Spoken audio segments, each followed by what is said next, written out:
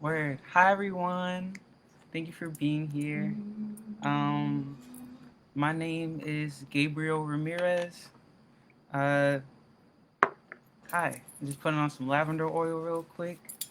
And I mean, get the essential oils going. Try to try to center myself real quick. Um, so yeah. Uh, Hi. Okay. Word. Enough being awkward. Oh, what's up? Hey McKinley. It's so good to see y'all. All right, cool. Uh, Boom. Thank you for watching the Furious Flower Facebook Live reading series. For those of you who don't know, the Furious Flower Poetry Center at James Madison University is the nation's oldest academic center dedicated to Black poetry. In the 25 years since the first Furious Flower Conference and the 15 years of the center's brick and mortar existence, Furious Flower programs have reached thousands of poets, educators, students, and poetry lovers around the world.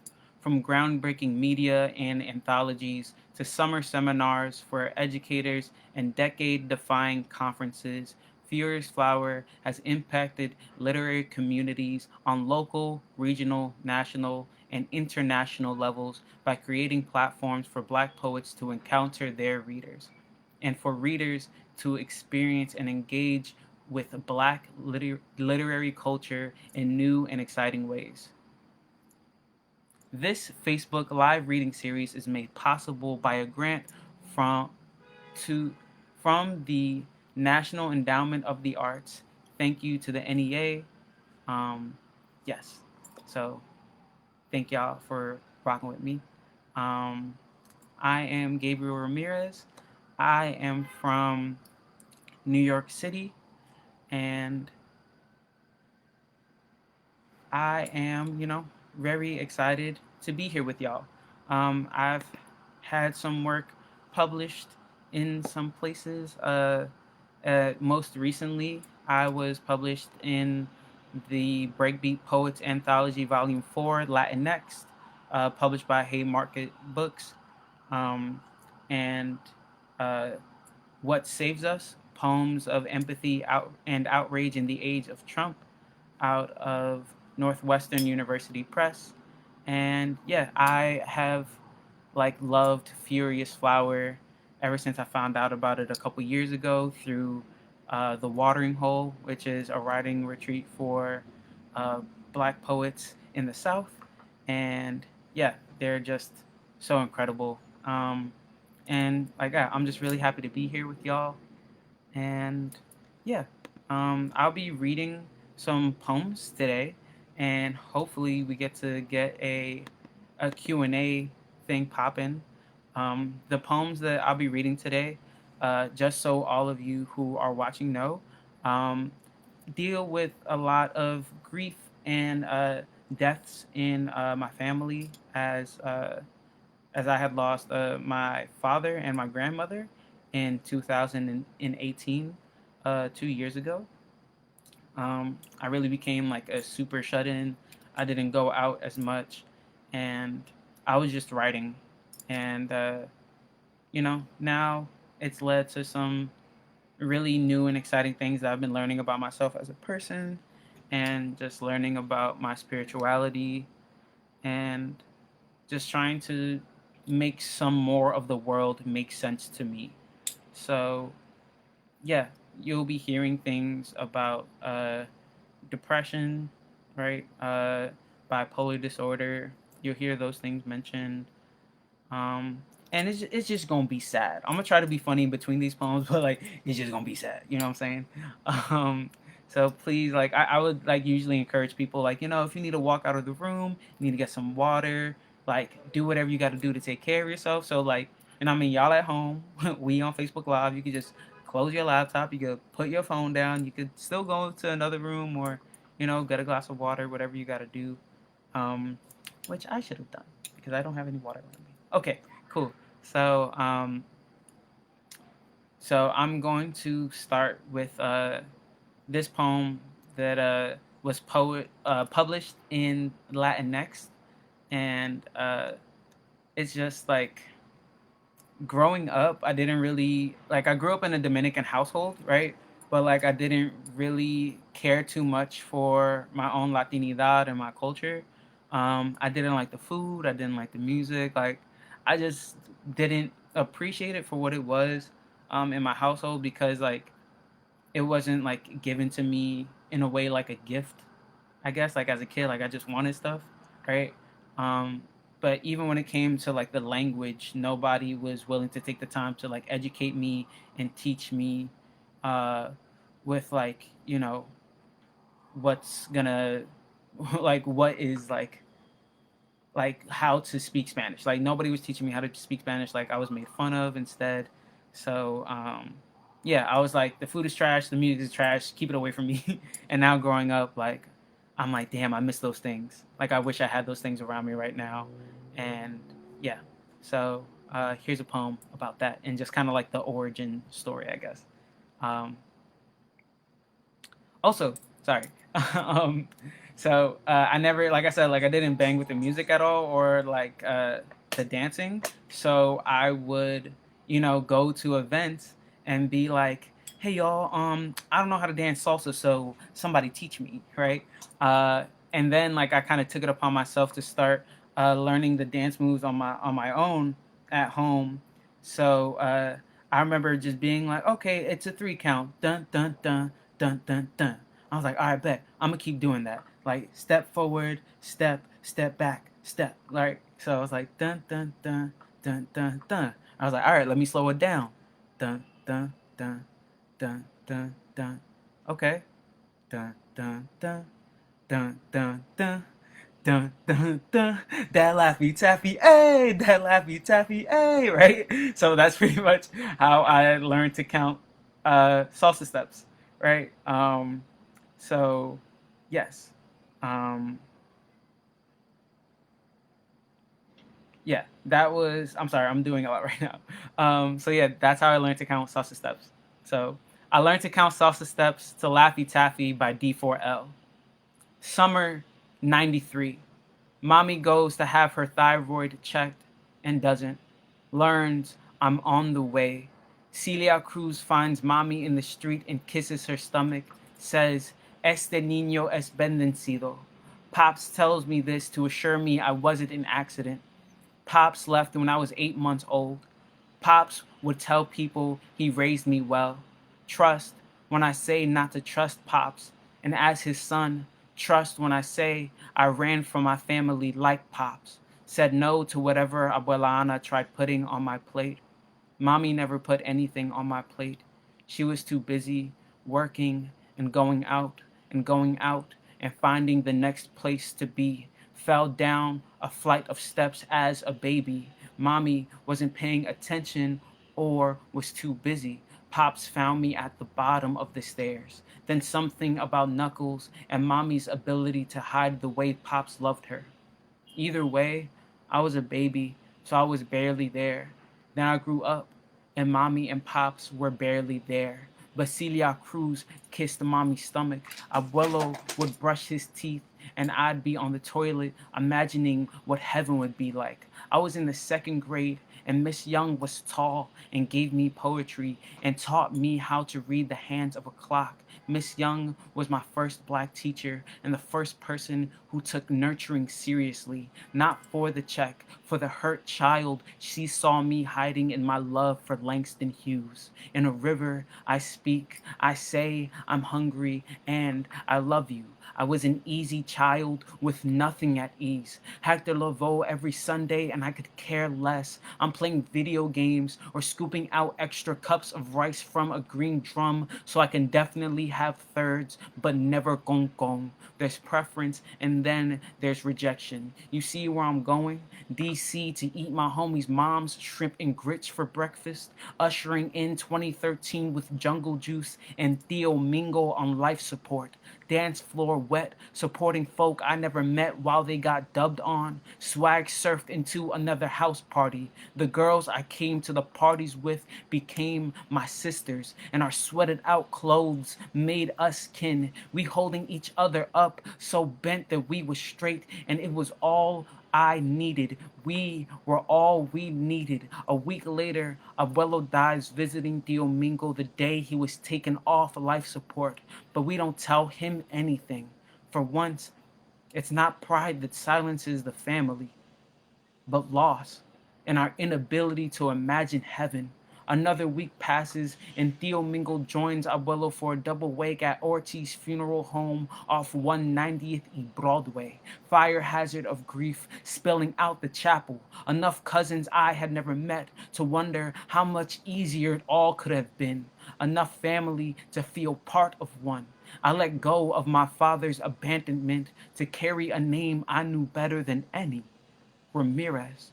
I started hearing the music differently. Something muddled but mine. Something you couldn't tell me wasn't genetic, like blood, like hips, like rhythm, like activism. I started carrying myself the way I needed to be carried as a baby, with love and consistency. I take my own hands. El día de mi suerte. I move like I didn't need a translator. I sing with my whole heart like I picked fruit the island bore, shouting azúcar, gap tooth with a truth my family couldn't keep up with. Este niño tiene tumbao, I am them, and black at the same time. ¿Cómo es posible? ¿De dónde es tu familia? When not even death keeps us from dancing.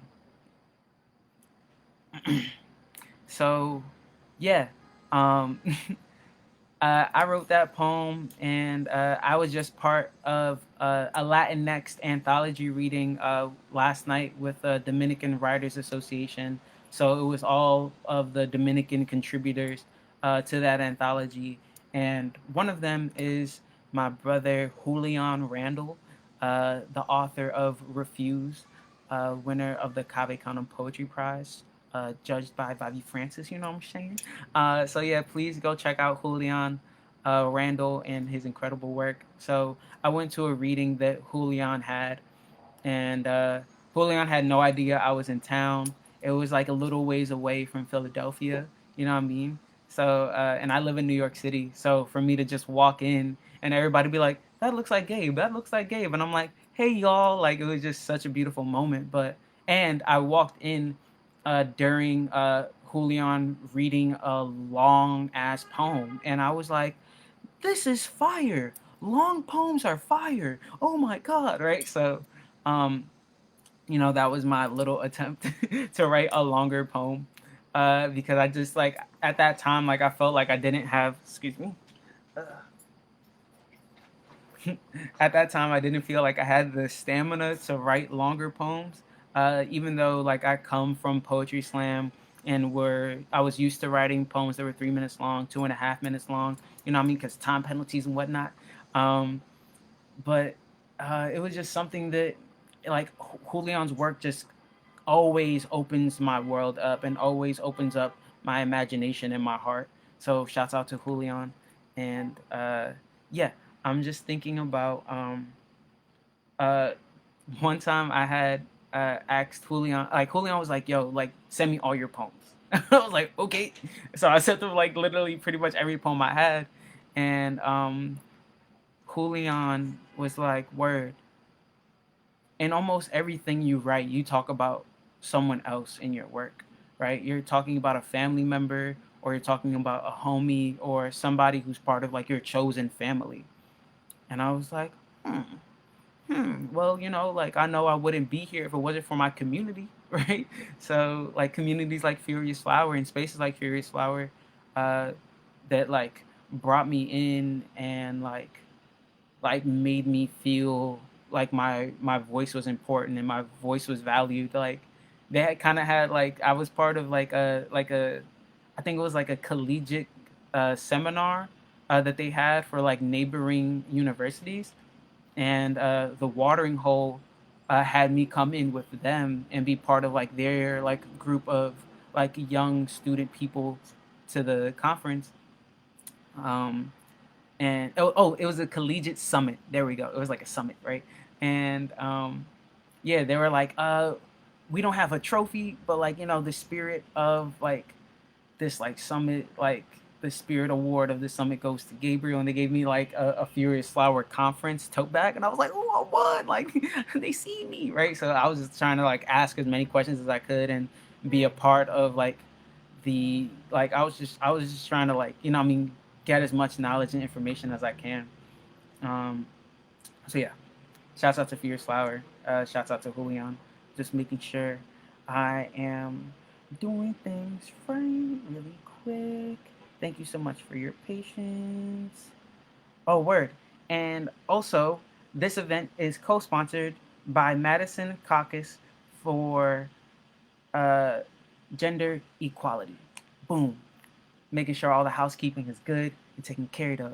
Shouts out to y'all for making this possible. I appreciate y'all. Um, Your word. So, uh, also, another ancestor, while I'm talking about my grandparents and my father and like my homies who have passed, uh, Nipsey Hussle, uh, the West Coast rapper who was taken from us too soon due to gun violence in front of his uh, own business in Crenshaw, California, where he grew up. Uh, it was called The Marathon, and he was murdered on my birthday. And I was like, damn, like I just got put onto Nip, like I was really feeling his music and loving him. And I was listening to Hustle and Motivate off of Victory Lap, and he has a line that says, uh, "Too many chains need another chest." And this chain was given to me by, I inherited this herringbone chain uh, from my father after he passed, and so I imagine that I will be in my life over time acquiring other herringbone chains that will be a representation of my family members and my ancestors and like my spiritual guides that keep me safe and keep me present and keep me alive. Um, so I have a structure and a form called the herringbone. It's shaped like a herringbone, you know. Uh, so yeah, here's this poem. Thank y'all so much for your patience. I talk too much. I'm gonna just stick to the poems. Too many chains need another chest. Nipsey Hussle. Herringbone. One for each of my parents, teachers and homies too. Call this drip memoriam. 24 inches when I say they on my heart. Gone, but never plated. Pay my respects by paying for the real.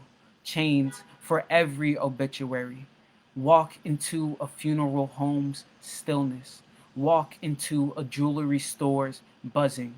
My ancestors keep me shining. Started with Pop's chain, herringbone, broken clasp, dented. You see a flex, I see another coping mechanism. Retail therapy, or how I let you know who blesses me. Shopping for their promised cliche halos, wanting you to say grief looks good on me. What if their heaven is around my neck? Mantle of a man, sanctuary made from the least sanctified. I'm deep in my bag. I'm mourning. I keep my dead on me. And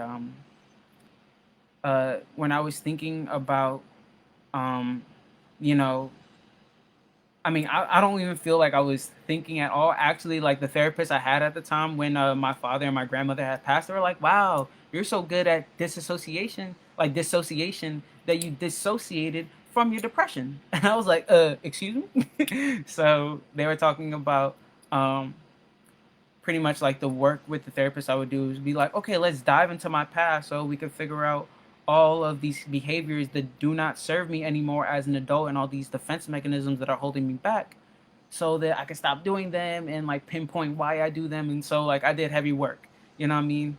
And so they were like, yeah, we shouldn't keep doing these sessions because you're not in a good place right now. And like you have a lot to take care of and handle. Um, So this next poem was the first poem I was able to write after they had passed, and it's in the title when it like came to me.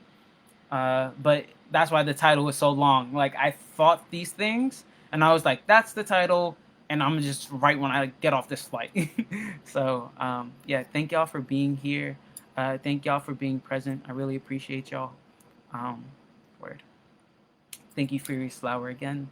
Thank you to the NEA, and thank you to the Madison Caucus for gender equality. Boom. Pops dead 4 months. Remembering Pops taught me to float on my back, watching moonlight on my Delta flight after leaving Abuela Ana's casket with abuelos in Santiago, Dominican Republic. I'd be lying if I didn't feel their hands stacked and securing my neck and spine. I got this ease with grief. Cry all I need to, not all I want to. Deep breaths, cups brimming with water. I feel furthest from Abuelo. The God I had then ain't the ancestors I have now. I keep baby's breaths for everyone I hold in the heaven of my brain, gorilla taped and lining the sarong my sister Monica gifted me. I tell you, if a flower could be a casket, my therapist helps me see I got things. Things about family and consistency, how love should have and should look. Everything isn't my fault. I love people to see what brilliant light love could have made of me. All I am is from grief. Defense mechanism, joy, and smile, and laugh, and dance, and hope. Thinking about getting a baby's breath tattooed under my eye. Imagining how fresh it'll look every time I cry. Thinking about how it's been 4 months since Pops died, and the 4 ulcers they found in Mommy's stomach the morning of Abuela Ana's viewing, and how Mommy couldn't come to Santiago to see her parents be together again. I tell you, if death isn't what makes a family. And um, also on that trip to Santiago, Dominican Republic, I was in the marketplace that my grandmother used to work at as a child, and I got these rings. So whenever you see me with these rings, which will most likely be on the regular, um, I wear them to honor my grandmother. I wear this chain to honor my father, and I wear my face to honor my grandfather and my mama.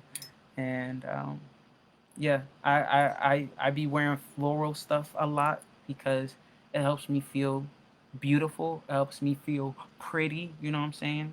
Along with my face wash, my regimens. You know what I'm saying?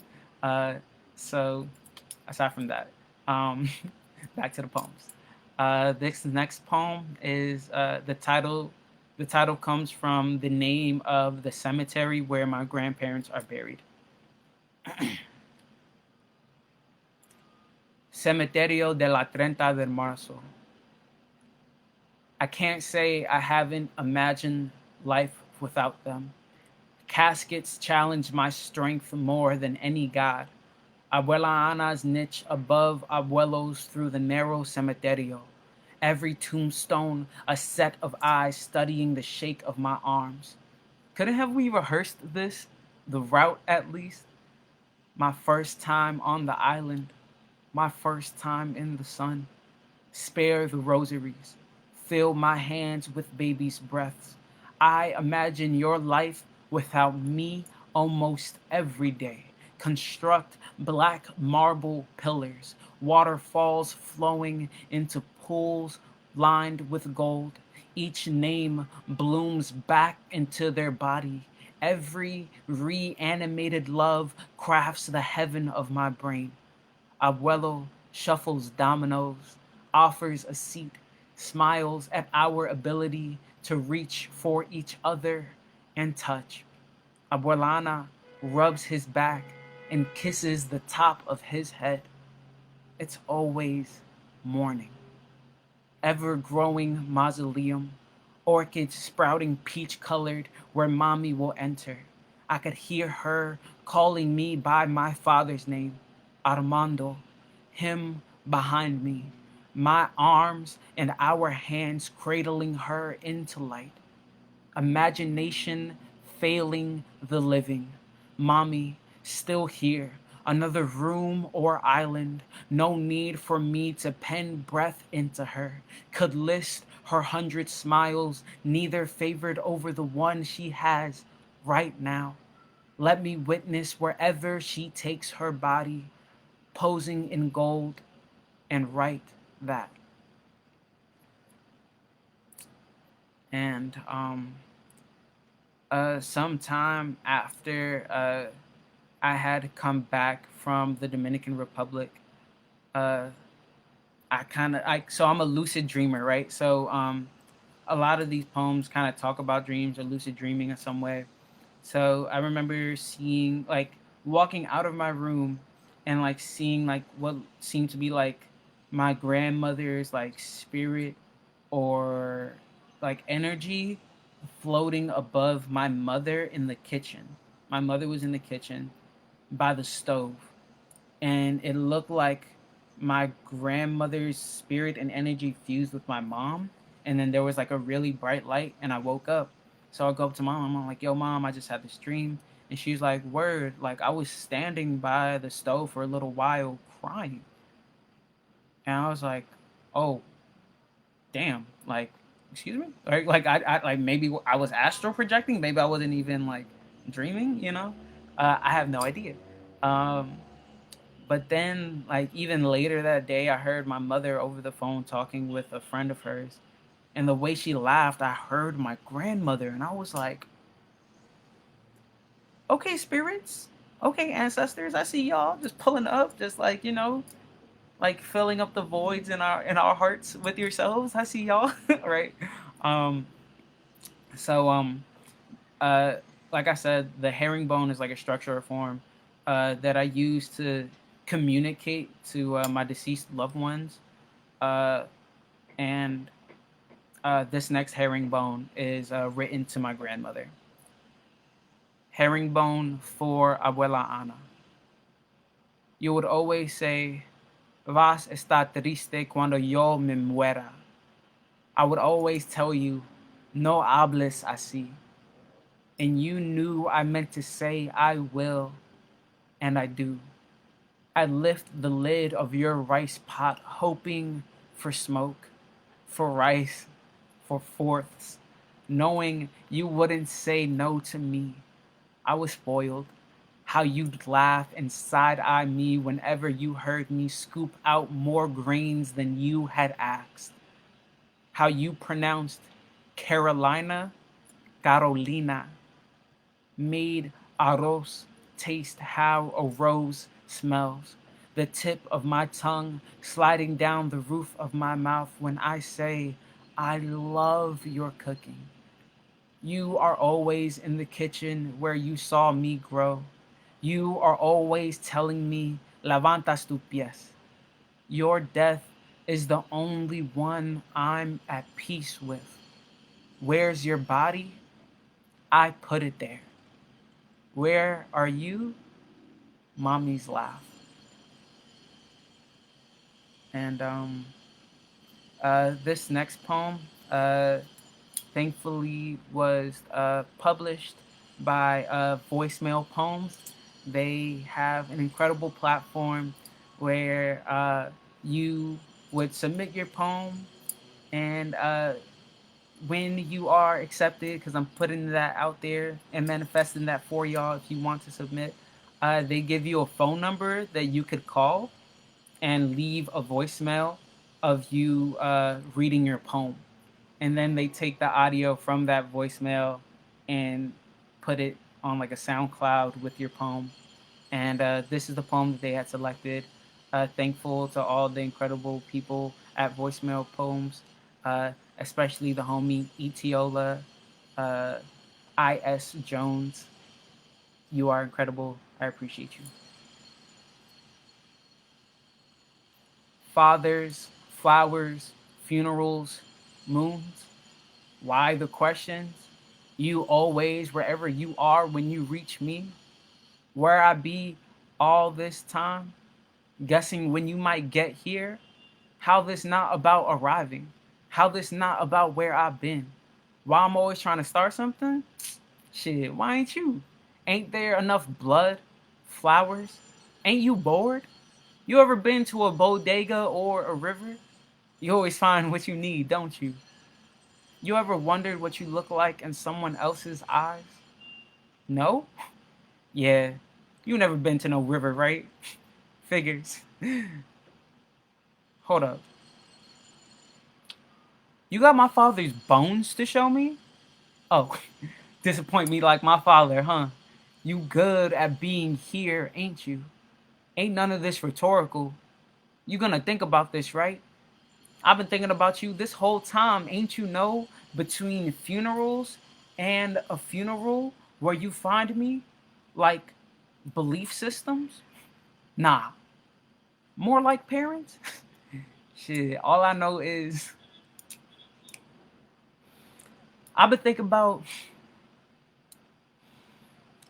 You ever wondered if the moon just want to be left alone, just in the dark, where ain't no fathers to resent or mothers to worry about or brothers to want to cry in the arms of on the other side of the country, which might as well be the world since your passport gonna expire without another stamp after the one you got to push Abuelana's casket in a niche above Abuelos?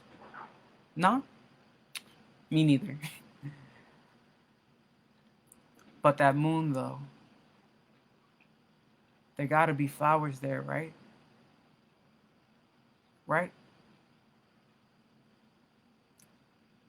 Um, so yeah, y'all, people be dying. I be feeling emotions. And people be getting me tight every time they say I look like Luca Sabat. I do not look like Luca Sabat, bruh. I don't. I don't. I don't. I don't look like Luca. I don't. um. So yeah, there's just yeah. I don't look like Luca Sabat, and I'm thinking about uh Ross Gay, uh because I got this poem. I wrote this poem after him. So yeah. After Ross Gay. Almost every day, the locked, light skinned poet and model, Gabriel Ramirez, is told he looks like the locked, light skinned actor and model, Lucas Sabat, after Ross Gay. People point at my gold rings after pushing Abuelana's casket into her niche. People point at my gold chain inherited after Pops was cremated. The herringbone washed in Oshun's water. Now it glows like Pop's face before the chemo. Does anyone stop Luca on the street or message him on Instagram and ask, you ever convinced yourself people aren't dead while fixing their rosaries? Cuando Abuelo visits my dreams, he smiles. I'm small, dancing merengue in the sala with no one to mourn. Grief, like an heirloom, settling into the history it must carry. I want to pose without someone seeing the God I had to swallow, searching for another to offer as sacrifice. Chateau Marmont might be the only place this resemblance doesn't follow me. What if I found Luca wiping his face? Would I ask Luca if you could change anything about yourself? Would it be how you grieve? Um, yeah. So, whew, okay. All right. I'm gonna just stay quiet. The next few poems are gonna be type heavy. I wish I had some water. But the next few poems are gonna focus more around uh my father and my grandfather, and then some more about me, and then we're gonna have some questions popping in the comments, and I'll answer any questions that anybody has. Thank y'all for being here, for tuning in when you could, and just being present with me. Um, you know, I'm in my room by myself. but I never feel alone. You know what I mean? Shouts out to the squads in my life. Shouts out to the chosen family in my life, and for all the people who have carried me and have supported me and have walked alongside me through my journey, in this writing life, in my everyday life, for not just being poetry friends but real friends, right? Um, I feel like that poetry friends thing is like a whole dub. Like, I'm from New York, so like you either my friend or you not. Like, you my poetry friend, like, nah, like, you know what I mean? I don't know. I get that there's childhood friends, but to like section off where your friends come from, I'm like, that's, if they're your friend, they're your friend. Your joy is where they come from, right? So word. Okay. All right, we're here. Cool. Pops was beaming like he won the Mega Millions. The numbers of his birthday making the ticket the right one, the only one. Pop's hair was thick with glow, no grease, front door still open. A frog or leaf or bird or mosquito could have easily joined the family. Hugging Pops how I would when the truth was kept from me. When we lived in Surfside, an exciting walk from the beach, boogie boards, footballs, fireworks, and root beer. I'd hold my trunks while Pops pressed the shower to rinse the sand off my adolescent body as beachgoers entered. I wasn't embarrassed. I was a child and loved when he'd laugh. Summers in Florida was the only time I saw him. I'm still hugging Pops, and I can't see it, but I know he's smiling through his words when he says, "My baby boy," kissing the top of my head, the only way a father could after not seeing his son for 8 years. I almost apologized to you for mistaking Pops for someone who is like my mother, for almost telling you I didn't know what made him happy. I never saw Pops buy a lottery ticket, never looked for something so he could scratch at probability. His sons made him happy. The last time we were all in the same room was at his funeral. Before then, tires peeling, forks tapping, doors slamming. I inherit the illusion of disappearing, the verb of it, the reinventing myth of being here, then a concern. Pops was in a healthy body, so it couldn't have been his.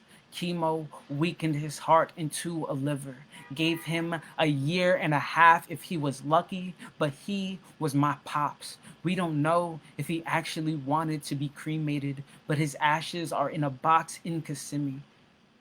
I wouldn't say he's at peace.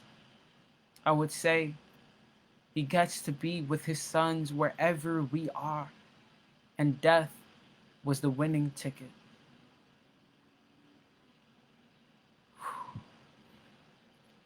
He could come back and die again. Eventually, I'll tape baby's breaths to my wall from my father's casket, resentment climbing my throat for the back of my eyes like fire focused on not leaving a single bone. Pops found a new way to be dead to me. I never take off his gold chain. Amethyst crystals in river water under moonlight, and Pops still won't visit me. If I speak of my father in present tense, why don't I accept his ashes as his new body? I have no respect to pay. He could come back and die again, and I wouldn't know the difference between resurrection and wasted time. I never take off his gold chain. I rip out my teeth.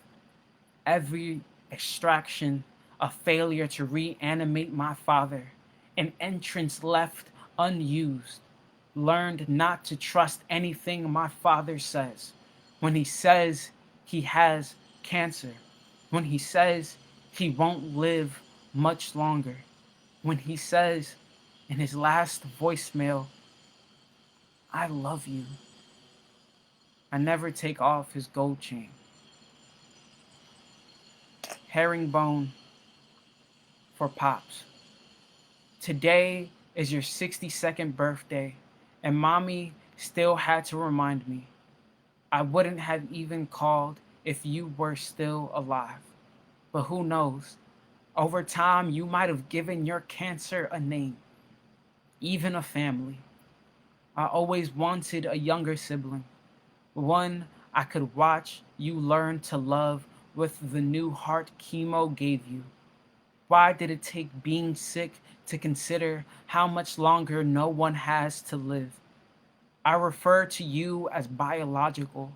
Abandonment was the football you taught me to catch. Regardless, this morning I dreamt I held your left arm like it was your whole body, then your whole body. I am less obligated to be your son.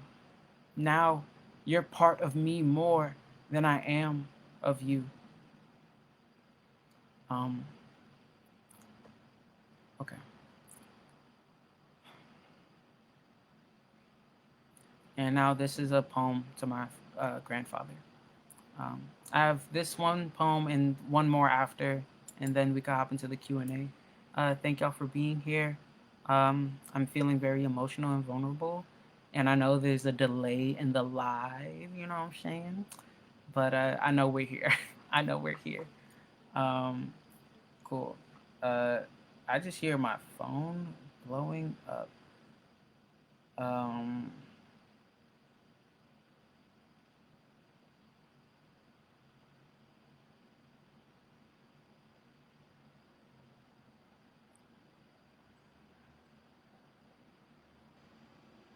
okay.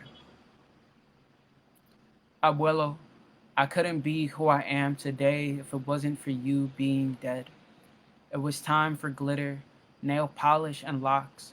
Glitter in my nail polish, glitter in my locks. You wouldn't have loved me loving myself. My joy rendered inconvenience. Sucked teeth keeping me your grandson. My love for the men in our family is complicated but still love. Still me accepting who they are, how they may not accept me. Abuelo, show them the infinite possibilities tenderness allows. How the men in our family love women.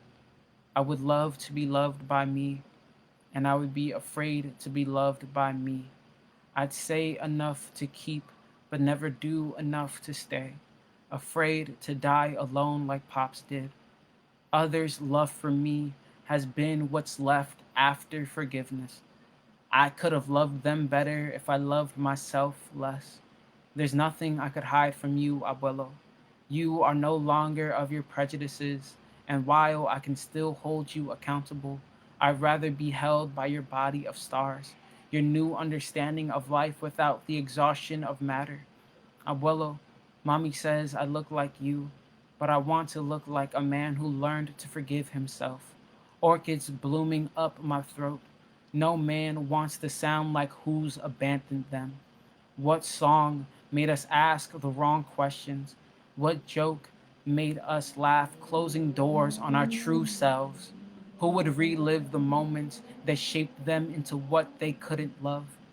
All my glitter and tenderness makes me the only mother I won't get a chance to mourn. I carry my bright child face and tell myself, you will become me. Trust, everyone dies on time. And now, y'all can start. Thank you so much for the love. Thank y'all for being here. Uh, if you have any questions right now, if you could start popping them in the comments, um, that way I could see them after this last poem, and we can hop into some Q&A. Uh, whew. So yeah, thank you so much. Thank you, thank you, thank you. Um, Again, thank you so much to the Furious Flower. Thank you to the NEA for their grant making this reading series possible, uh, and to the Madison Caucus for gender equality. Thank y'all so much. This is my last poem, so any questions, again, please, um, yes, uh, just get into those questions, and I got y'all after this poem. Thank you again. Thank you, thank you, thank you.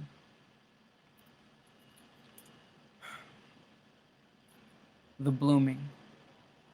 I am tired of yelling, of losing my voice to prove a point, to be heard. Born male, black, Dominican, I've been taught to take up space, but no one ever told me that I could be a garden, could be soft and smell good and bloom at volumes people usually walk past.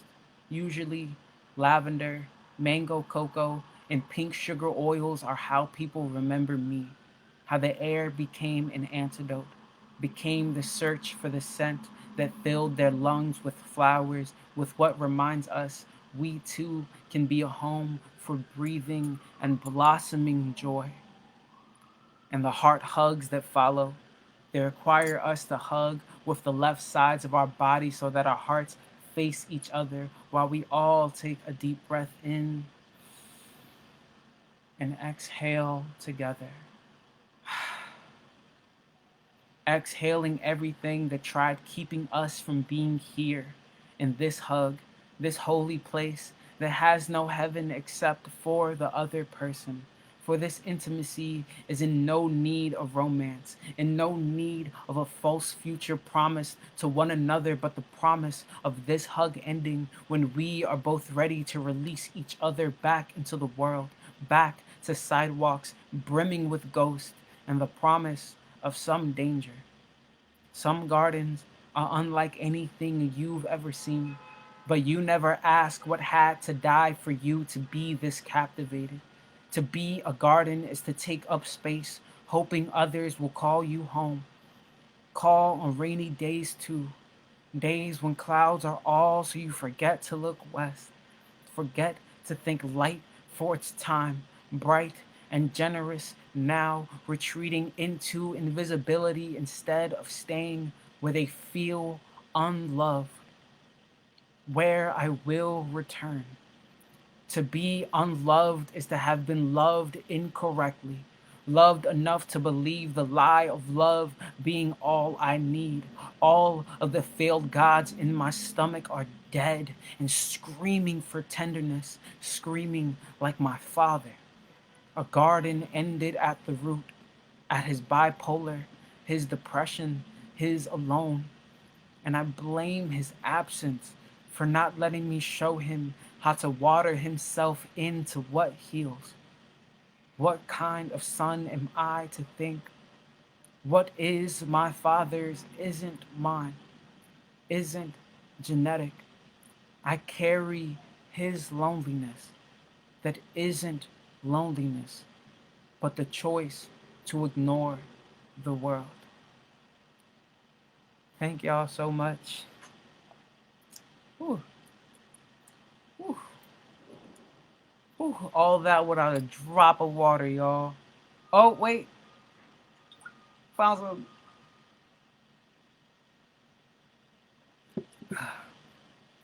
Now, that water felt like a reward. Woo. So, yeah. Thank y'all so much for being here. Uh, thank you so much for these questions I'm about to hop into.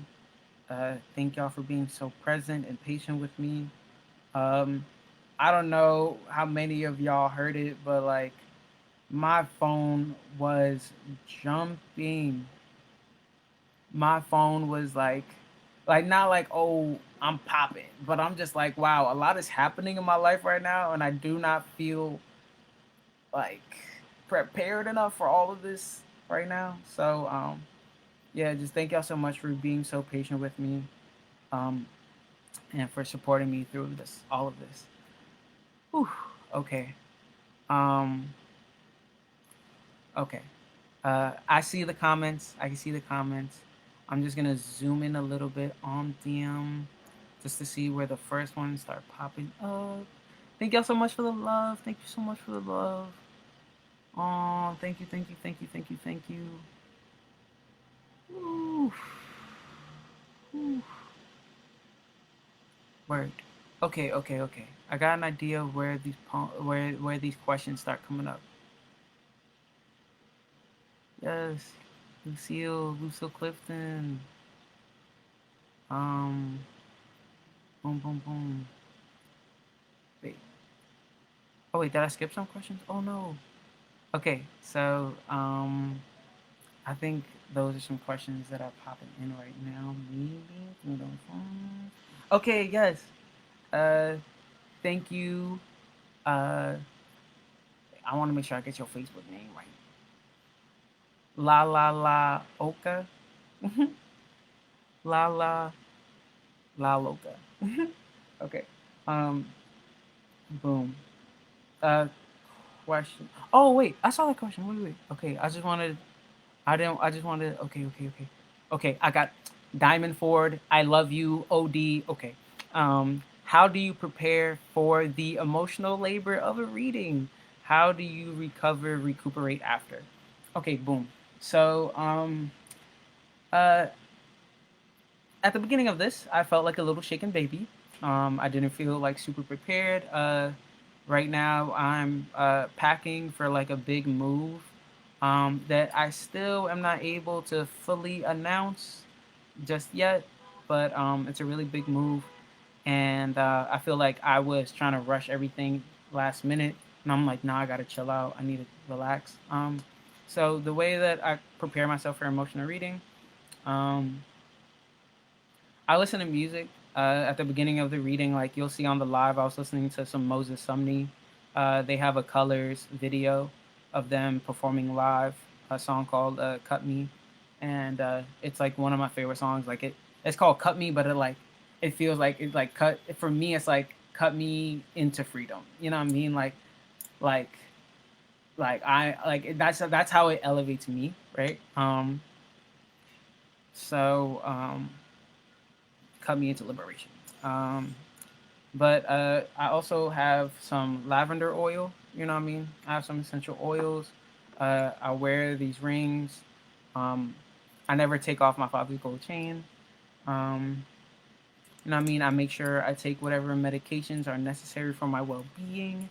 Make sure y'all taking y'all vitamin D's and your B12s. You know what I mean? um, and yeah, I make sure that I have like a sustainable meal that gives me energy. Uh, I also am plant based. I'm on a plant based diet for healthy reasons. So, you know, usually like a green juice is fire, a green smoothie is fire. I used to work at a juice bar. But after my first workshop with with Callaloo in Oxford with Vivi Francis, I had come back to that job at the juice bar, and I was like, I will no longer make smoothies for white people in Prospect Park in Brooklyn. I am going to go be a poet, right? And like I was not at all ready for what that meant, but like I just trusted my gut and trusted that feeling, and I just dove in and like uh, a lot of like mentors and poets who I had looked up to and admire who like assisted me through certain processes as a youth poet just showed me how, and I just followed their example. um, and you know I've been able to make a life of being a poet and a teaching artist, and you know now having some opportunities to do some film stuff, you know, just low things on the low, you know what I mean? So yeah, that's how I prepare for an emotional reading. And how do I recuperate? I listen to more music. I eat more food that fills me up with good ass energy. Um, I talk to my loved ones. I reach out to my homies. Um, I watch a lot of Diza Samero. Uh, I watch like a lot of like puppy and kitten videos on YouTube. Um, and yeah, that's how I get myself back, which I'm definitely gonna do after this one because I got a reading later tonight. Oh, but word. Thank you, Diamond. Love you so much. Okay, so what is the herringbone form?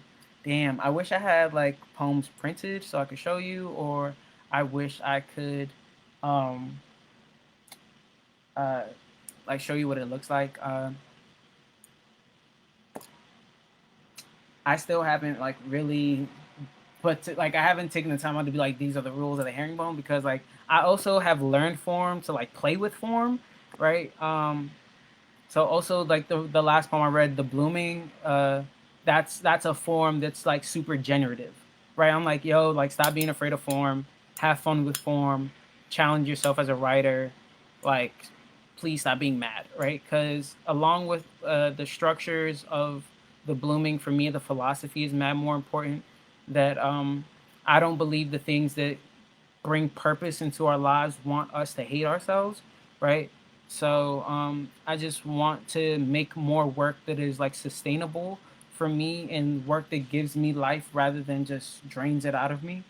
Um, so, like a garden or flower, I imagine that like the blooming wants me, or the things that give me purpose, or the things that give you purpose, just want us to like be present, uh, honor and appreciate the life and environment around us, the people around us, uh, hold ourselves accountable to our responsibilities. You know what I mean? Like, ain't no garden going nowhere if you're not around to take care of it.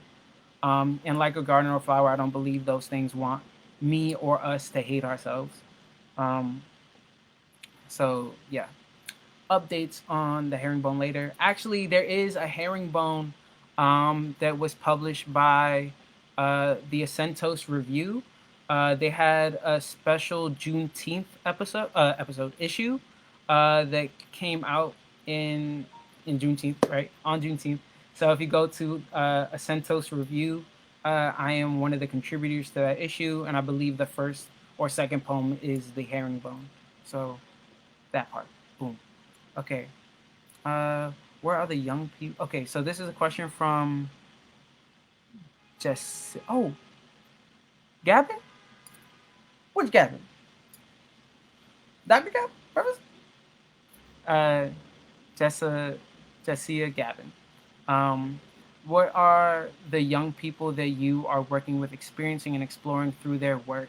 So, currently, right now, I am a facilitator of a workshop uh, with Urban Word NYC in partnership with Trinity Church, and just recently we did a workshop on the prison industrial complex, and my good brother, if you don't know about Jonah Mixon Webster, y'all are wildin'. You need to look up Jonah Mixon Webster immediately and buy his book, um, Stereotype, super amazing.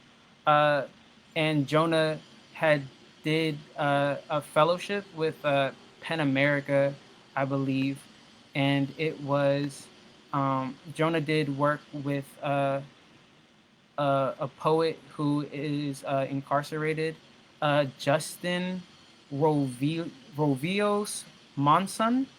Uh, and we read his poem called American Inmate. And from there, I had the students write a poem after Justin.